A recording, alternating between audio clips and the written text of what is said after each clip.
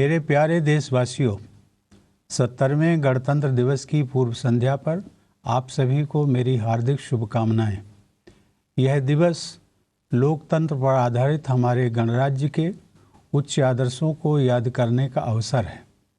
यह दिवस देश के सभी नागरिकों के लिए स्वतंत्रता, समानता और भाईचारे के आदर्शों के प्रति अपनी आस्था को दोहराने का अवसर है। और इन सब से बढ़कर हमारा गणतंत्र दिवस हम सब के भारतीय होने के गौरव को महसूस करने का भी अवसर है। हमारे गणतंत्र के लिए यह वर्ष विशेष रूप से महत्वपूर्ण है। इसी वर्ष 2 अक्टूबर को हम राष्ट्रपिता महात्मा गांधी की 150वीं जयंती मनाएंगे। गांधी जी ने हम सबको एक नई दिशा दिखाई। उन्होंने भारत ही नहीं अपितु एशिया, अफ्रीका तथा दुनिया के कई अन्य देशों में साम्राज्यवाद को खत्म करने के लिए लोगों में आत्मविश्वास एवं प्रेरणा का संचार किया और उन्हें आज़ादी की राह दिखाई। बापू आज भी हमारे गणतंत्र के लिए नैतिकता के प्रकाश पुंज हैं। आज भी उनका जीवन एवं उनकी शिक्षाएं हमारी नीतियों और कार्यकलापों की कसौटी है। महात्मा गांधी की 150वीं जयंती केवल भारत ही नहीं बल्कि पूरे विश्व के लिए उनके आदर्शों को गहराई से समझने, अपनाने और अमल में लाने का अवसर है। गांधी जयंती के कुछ समय बाद 26 नवंबर को हम सब अपने संविधान दिवस की 70वीं वर्षगांठ मनाएंगे। 26 नवंबर 1949 के ऐतिहासिक दिन अपनी संविधान सभा के माध्यम से हम भारत के लोगों ने अपने संविधान को अपनाया तथा स्वयं को समर्पित किया। उसके ठीक 2 महीने बाद 26 जनवरी 1950 को हमने अपना संविधान लागू किया और भारत एक गणराज्य के रूप में स्थापित हुआ। हमारा संविधान हमारे गणराज्य की आधारशिला है। यह एक दूरदर्शी और जीवंत दस्तावेज है।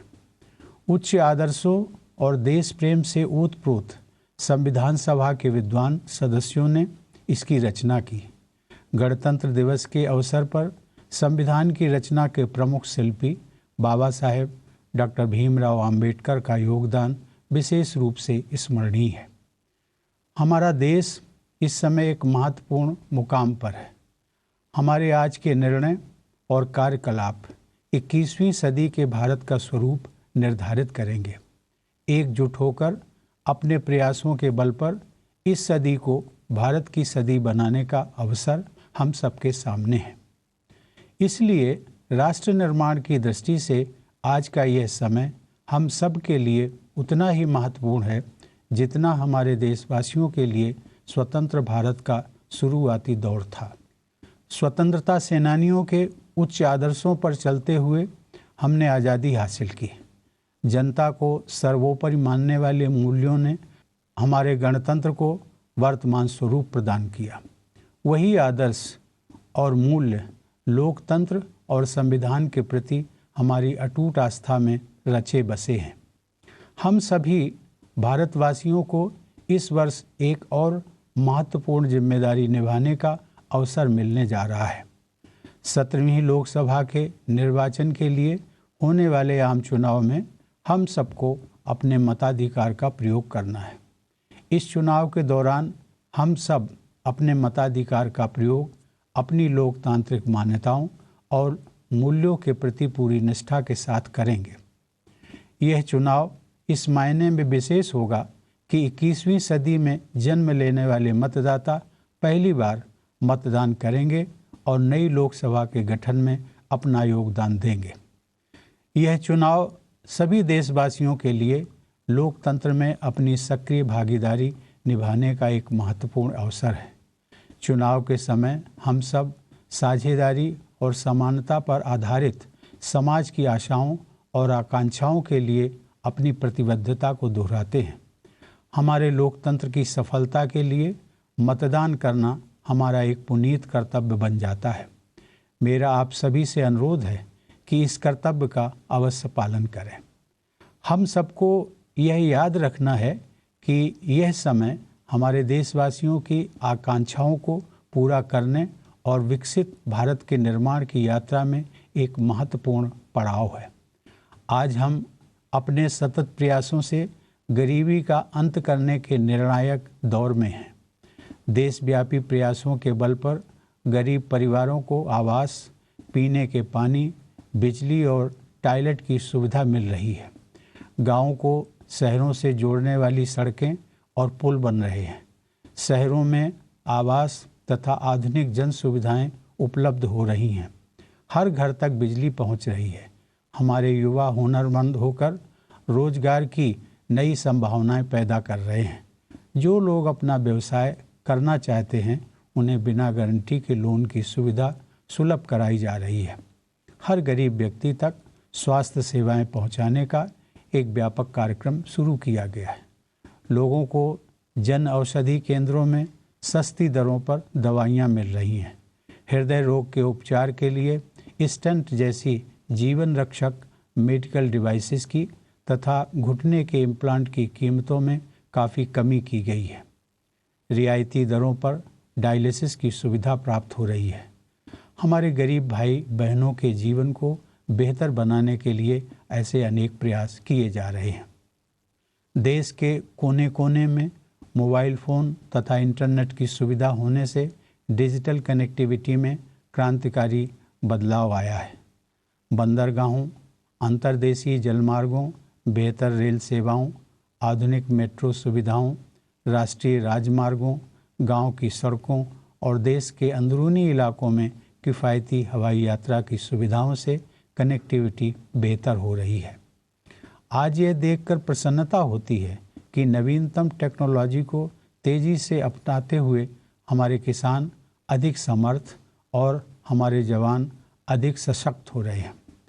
टेक्नोलॉजी और नई सोच के बल पर हमारे उद्यमी विकास की नई इबारत लिख रहे हैं। आज दुनिया की निगाहें हमारे युवा उद्यमियों और हमारी अर्थव्यवस्था पर टिकी हुई है।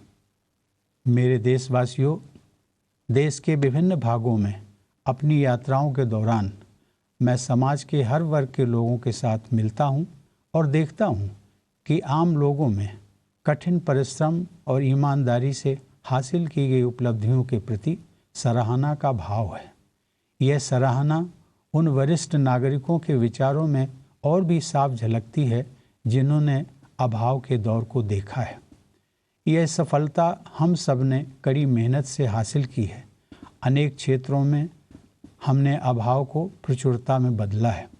उदाहरण के लिए आज देश में खाद्यान्न का प्रचुर मात्रा में उत्पादन हो रहा है। रसोई गैस आसानी से मिल रही है।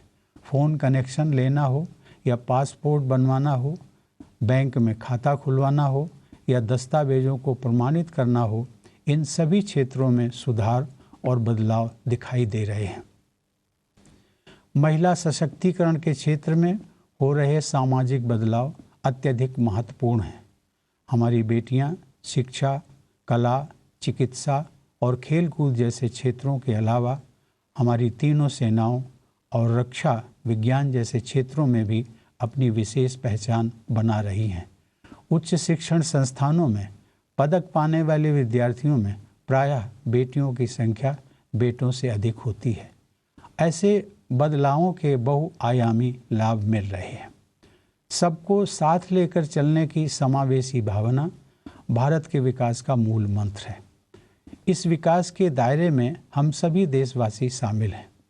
जन सुविधाएं सबकी पहुंच में हों तथा विकास के अवसर सभी को समान रूप से मिलें, इस सोच के साथ हम आगे बढ़ रहे हैं।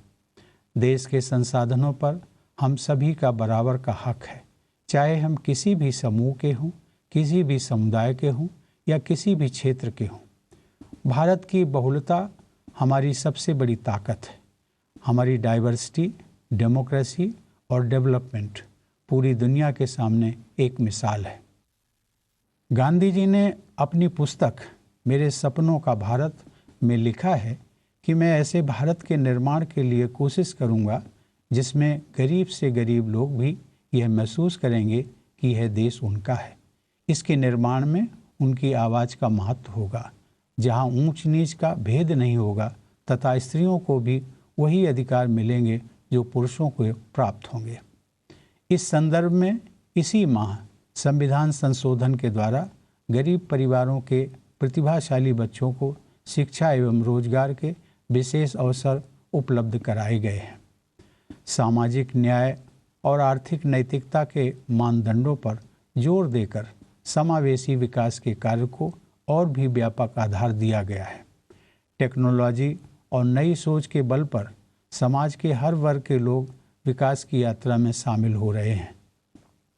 प्यारे देशवासियों, हमारे महान गणतंत्र ने एक लंबी यात्रा तय की है, लेकिन अभी हमें बहुत आगे जाना है। खासकर हमारे जो भाई बहन विकास की दौड़ में पीछे रह गए हैं, उन सबको साथ लेकर हमें आगे बढ़ना है। 21वीं सदी के लिए हमें अपने लक्ष्यों और उपलब्धियों के नए मानदंड निर्धारित करने हैं। अब हमें क्वालिटी यानी गुणवत्ता पर और अधिक ध्यान देना होगा। सभी वर्गों और सभी समुदायों को समुचित स्थान देने वाले राष्ट्र के रूप में आगे बढ़ते हुए हमें एक ऐसे समाज का निर्माण करना है जिसमें हर बेटी बेटे की विशेषता, क्षमता और प्रतिभा की पहचान हो और उसके विकास के लिए हर तरह की सुविधाएं और प्रोत्साहन उपलब्ध हों। पारस्परिक सहयोग और साझेदारी के आधार पर ही समाज का निर्माण होता है।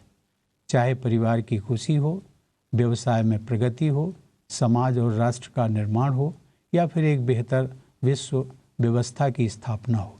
यह सभी उद्देश्य प्रत्येक व्यक्ति, समाज, सरकार और राष्ट्रों के आपसी सहयोग से ही प्राप्त किए जा सकते हैं।